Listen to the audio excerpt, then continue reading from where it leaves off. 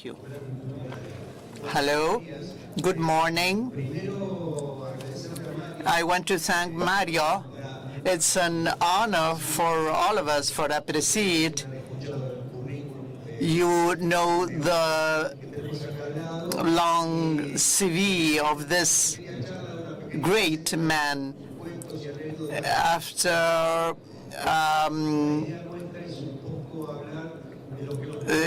small reference of Mario's experience, we want to talk about what happens with production, what happens in the provinces. We were talking with Cristian, Ramón, and Terry. How does production contribute to the development of our regions, of our provinces? What happens with education, with infrastructure? What happens with each of us and with our families in relation to the places where we produce? Mario, you are allowed to start.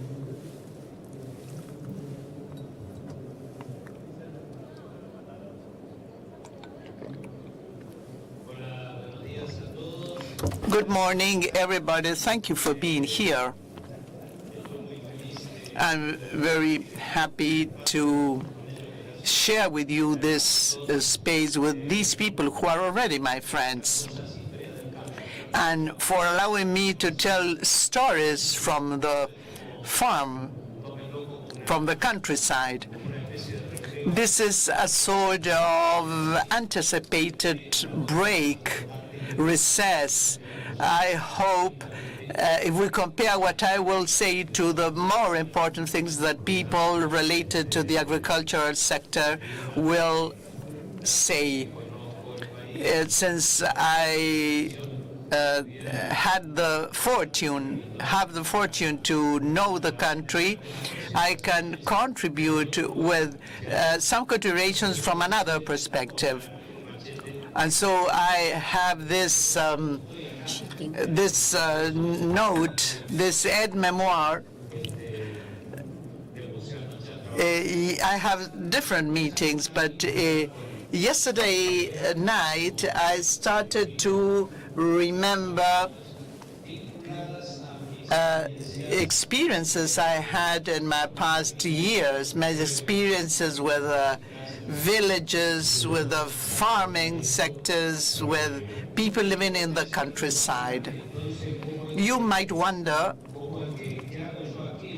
how come that I'm here? I ask myself that because I'm not an expert on this topic, but if we talk about agricultural production and things like that is a challenge to me, and this is a challenge because it allows us to analyze some things about my country which have to do with my weaknesses, because I've always been fond of getting to know the internal life, the idiosyncrasy of the people living in the villages, going from one village to the other and learning what's going on in each of them. And you become aware of what Argentina is, what our strong points and weak points. I will mix some things. Certainly, I grew in a country with many idioms or many sayings related to agriculture, since we are a farming country, an agricultural and livestock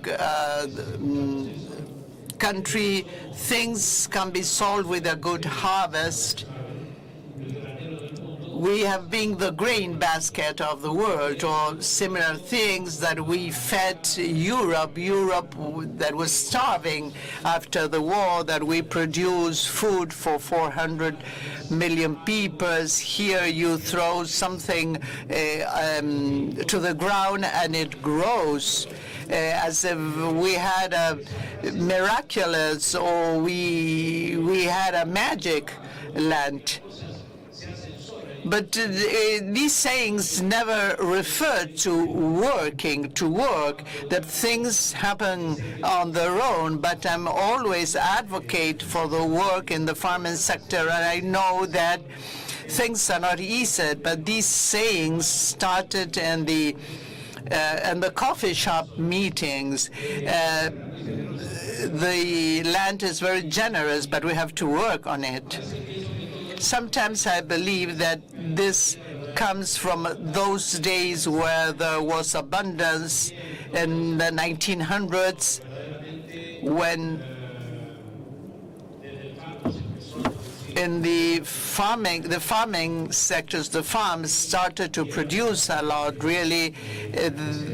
That was a sort of grain basket. Probably there was really abundance, and our grandparents, our parents came to the Pampas, and the trains also came.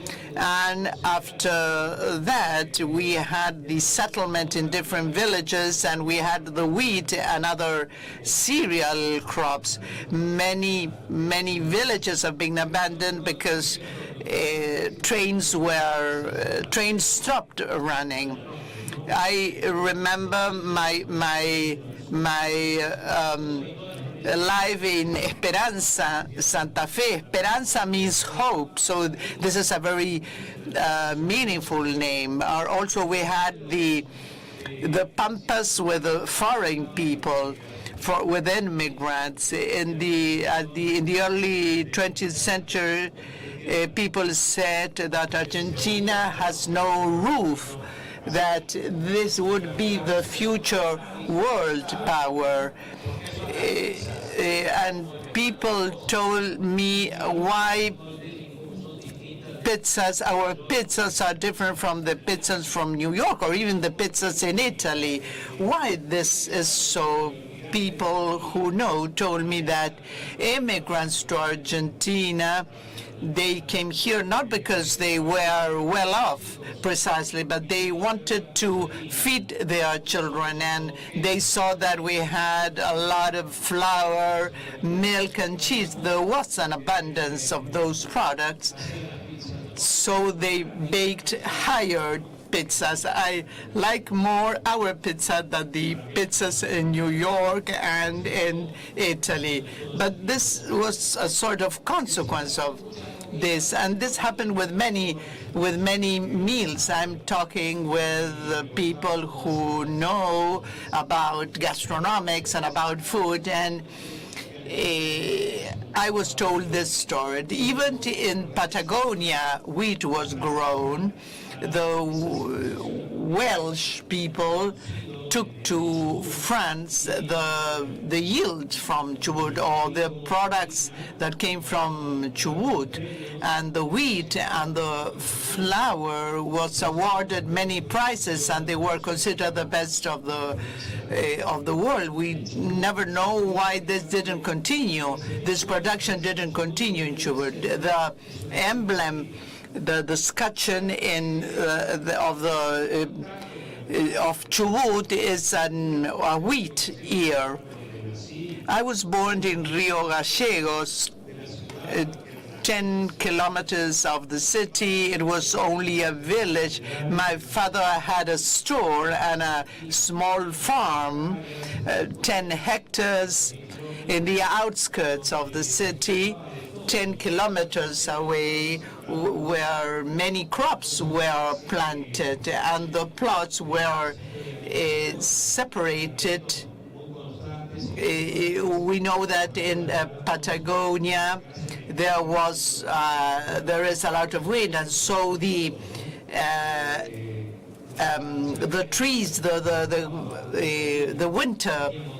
the wind curtain made of trees really protected us from the winds.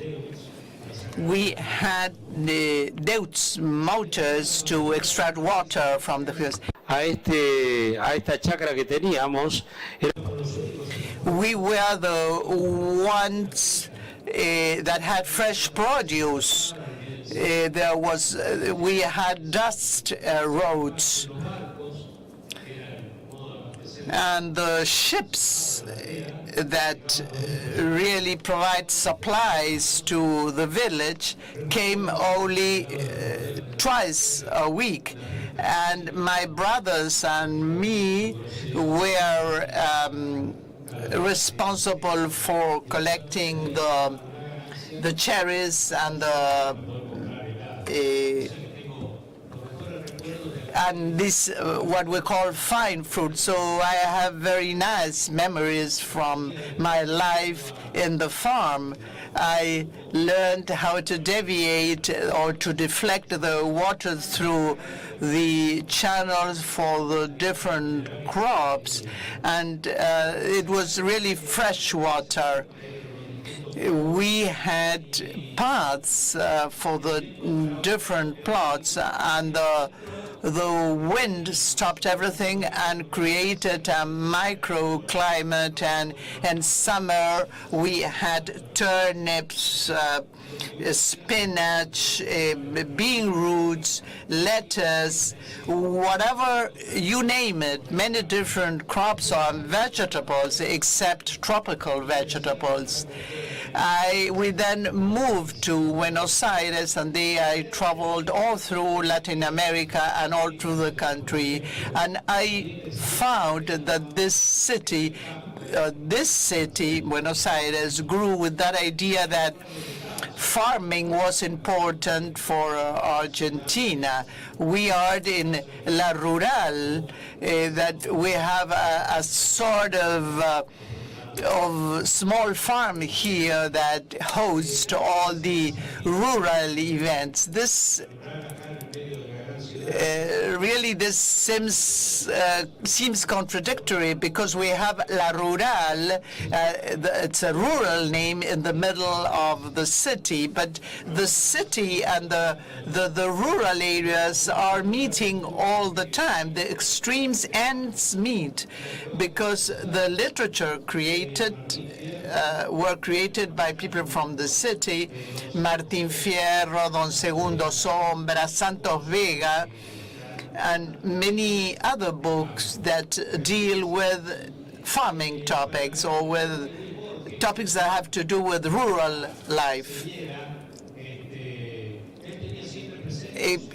He's naming somebody who wrote a book that had in mind the fertile scenario of the plains, and he writes about stories that occur in the rural area, especially the Pampas. Even the tango has notable authors. I like tango, I like the jazz and music in general, folk music. I grew in the Argentine folk music.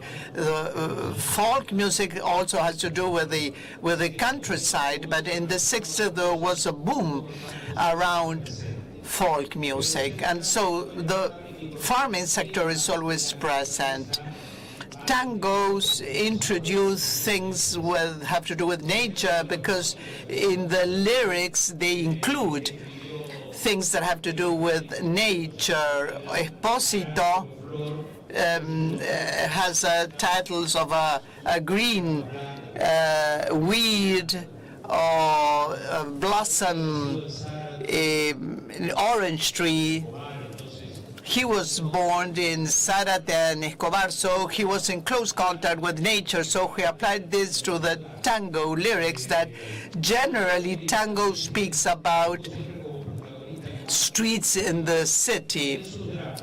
The countryside or the farming sector had the nice part of crops, but also it has some problems such as flooding. For instance, in Santa Fe, a flooded town had to give up the farming activities, and so they started to seed fish, to grow fish, and so this is what flood did.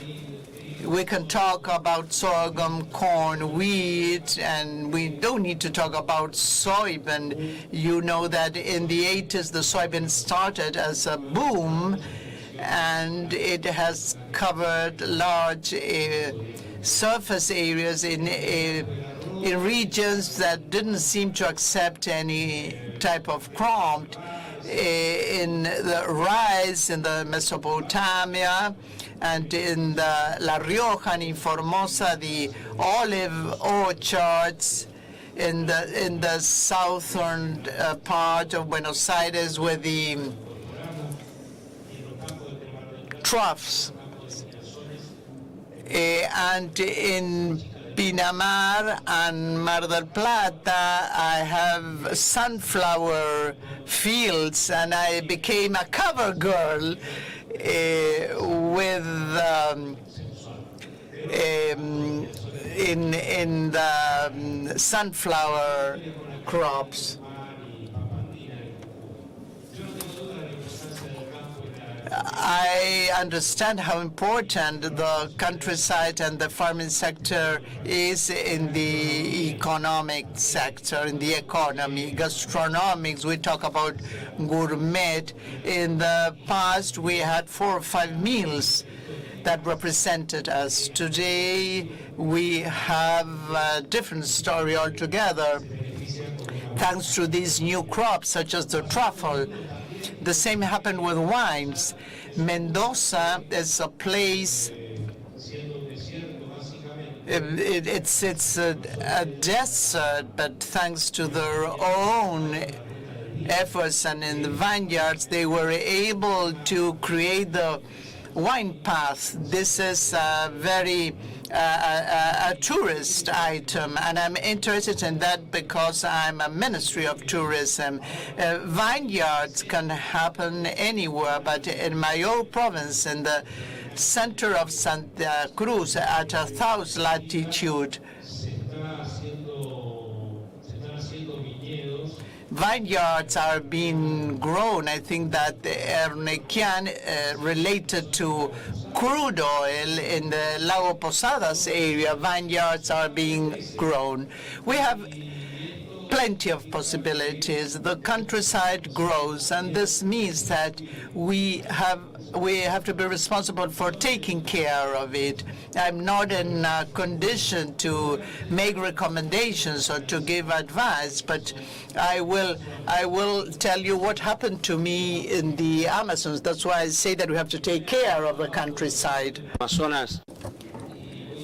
I went to the Amazonas, and I was working on a project called Fordlandia. It was a Henry Ford's factory project. I left Santa Rema on a ship that took me several kilometers down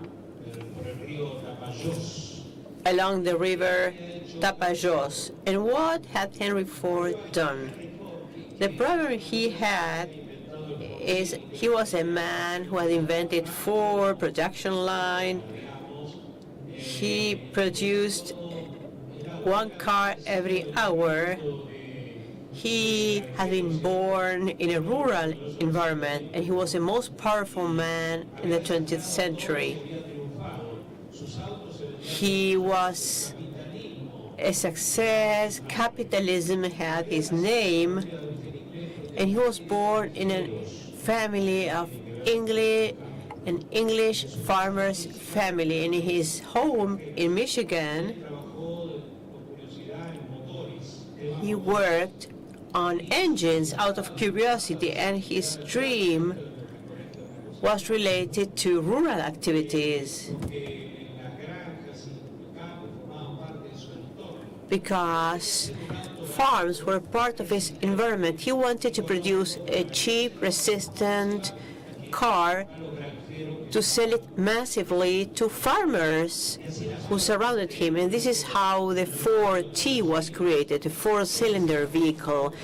He would say that an engine did not need to have more tits than a cow, but he had democratized the use of the most popular invention in the 20th century. He wanted to see people driving his car all over the world, and who are going to do the tires? The English. They had taken the seed to their colonies in Sumatra, India, and they would sell it to Henry Ford at very high prices, and he said, no way. So what did he do? He rented a service equivalent to the province of Tucumán in the forest to produce rubber that was obtained from tree. Now, the name of the tree is syringa.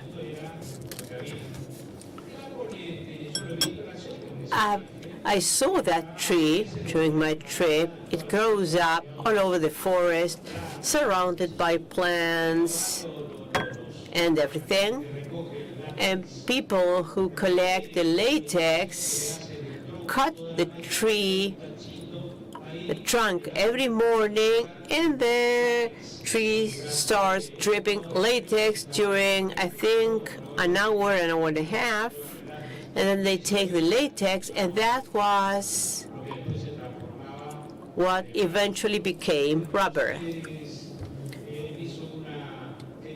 So he wanted to build a city surrounded by an endless garden of syringas, this tree. But one tree here, another one over there, and a very thick forest in between. What did he do? He was used to the American style, where things were done with the production line. So he just hired all the people living in the forest. He built a city that was pre-fabricated, and he brought it over in 2 ships. If you go to that city, you can still see those red fire pumps that you see in New York. So it was like an American city in the forest. He promised the most ambitious colonization carried out by man. This was in the 30s, in the heart of the Amazon area. To see what type of person he was like. He was a kind of Elon Musk, or Musk as Mr. Maduro pronounces it. He said that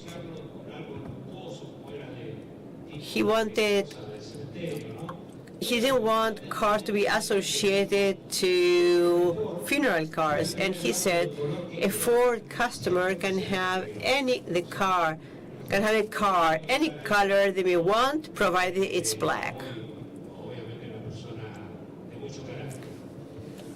He had a strong personality.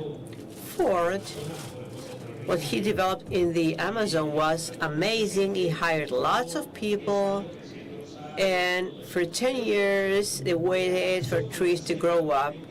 He did away with the forest because he didn't want a thick forest. He wanted one tree next to the other in order, and a big surface area full of trees. And he got the concession to use that land for 50 years.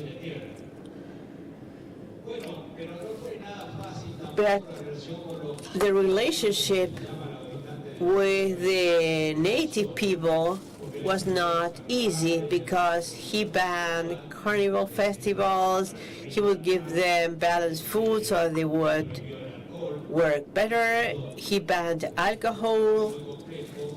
This was very complicated. There was a people's upheaval. But then he doubled his bet. he planted over 3 million new trees in an additional surface area. And this is how he built Ford land. But eventually, only the land was left there. So in Ford land exists as if we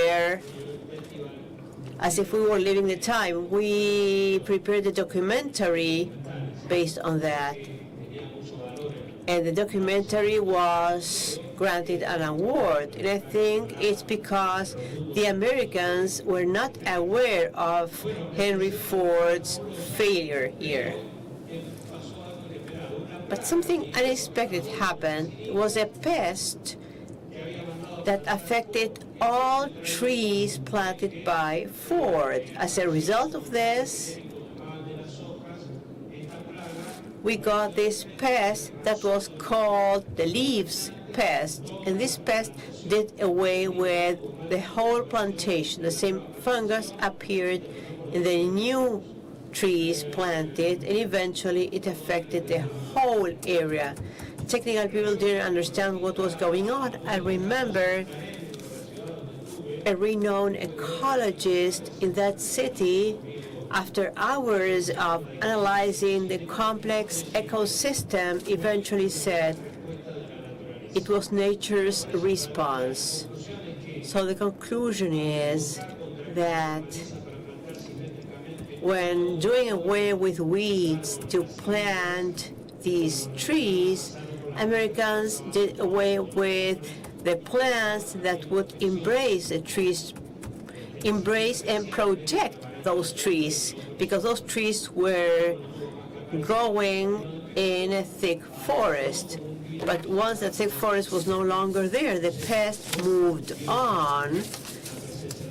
There was no biodiversity because other plant species would have provided a balanced ecosystem. But Ford wanted a clean piece of land with one tree next to the other that looked like his assembly line in Detroit. The most powerful man in the world lost against nature or arrogance or both things. These are some of my experiences with the rural areas, with agriculture. I hope you have enjoyed this break. I didn't want to miss this invitation. Thank you, Aapresid, and I hope you will have a great day. Thank you for your attention.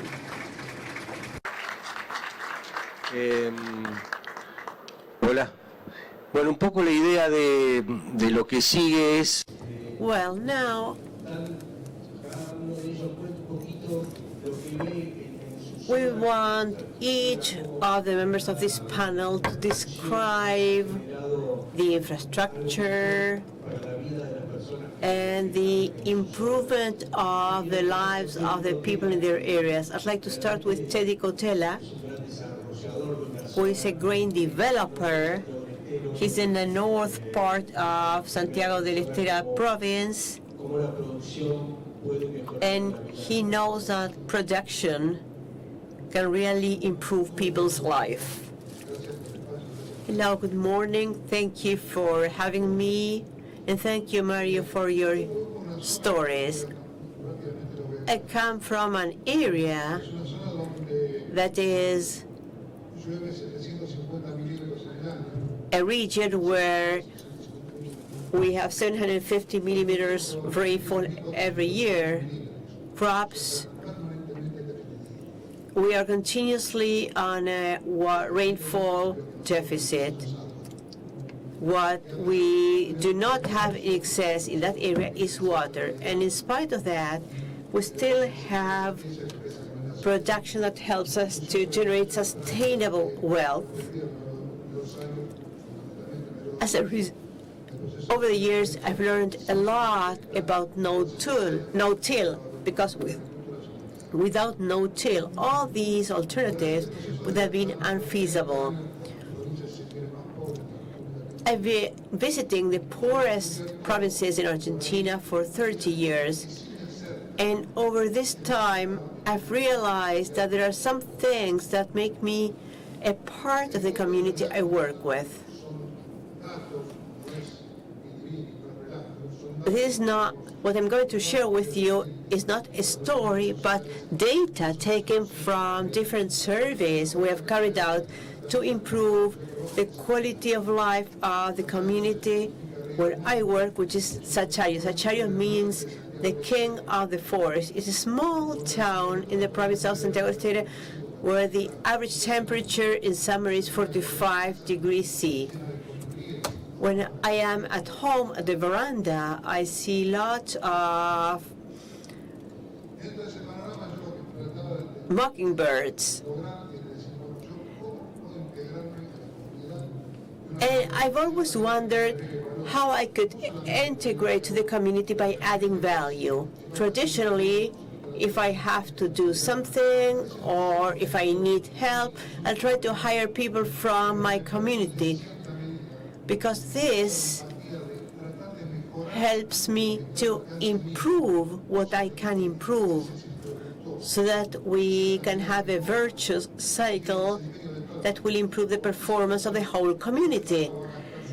Because I pay a salary to that person will spend their salary at the grocers, at the greengrocers. So development processes in all these areas, which are a pioneer from an agricultural or cattle breeding point of view, usually implies very long processes. The lack of infrastructure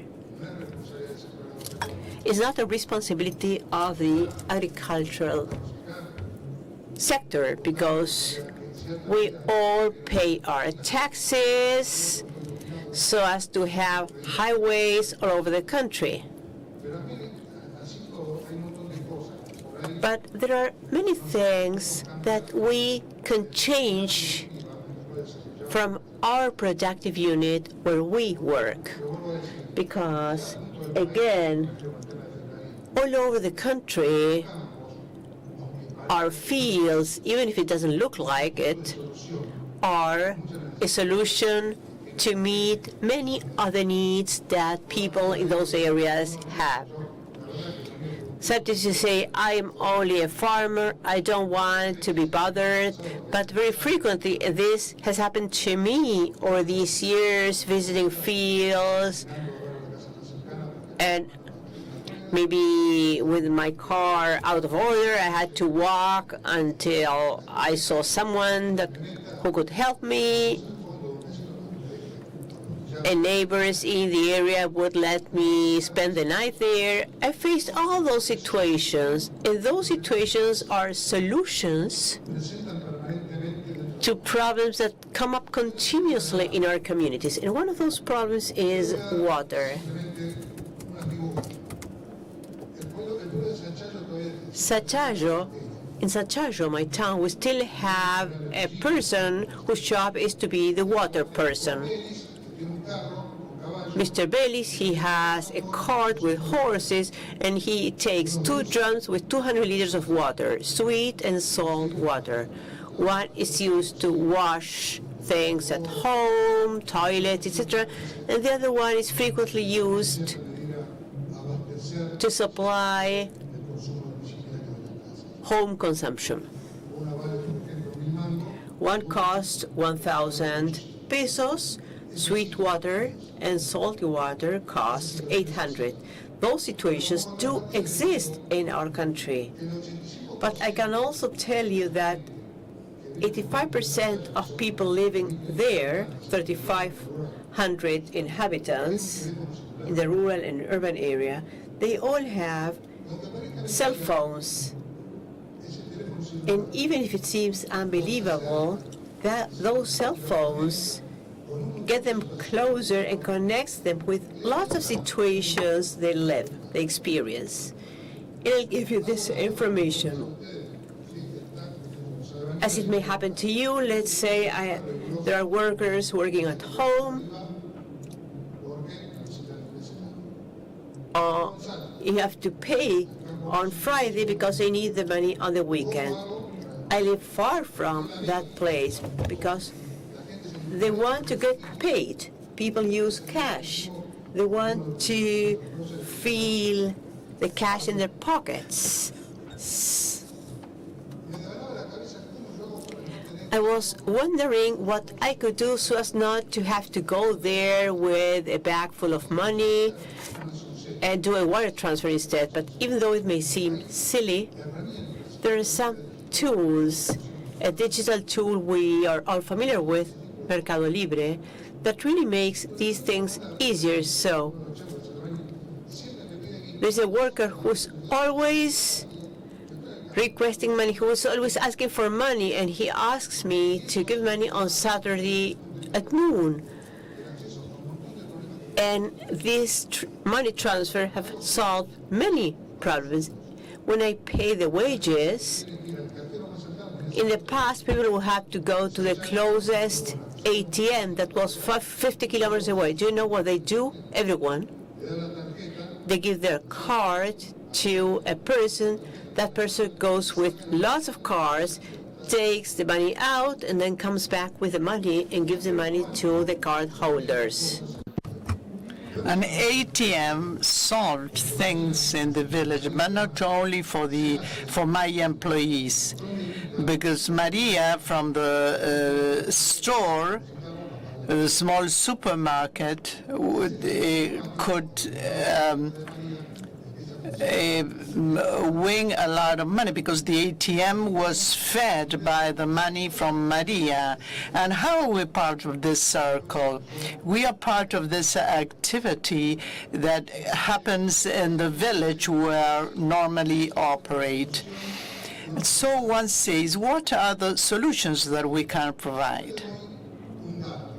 I'll give you a piece of information. During the pandemics, probably this happened to you.